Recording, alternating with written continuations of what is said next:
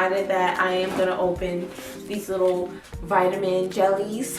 I don't even know what flavor they are, but I'm gonna pop it in my mouth real quick. I'm scared.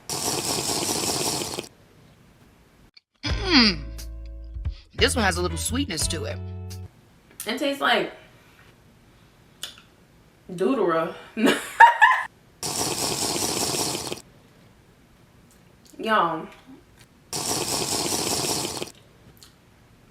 I really can't tell if this is bad. Oh, it got boba or something in it. It's really sweet.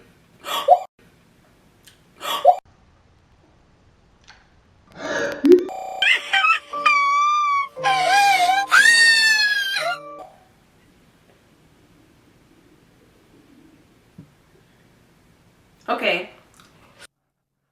All right, let me explain. Hold on.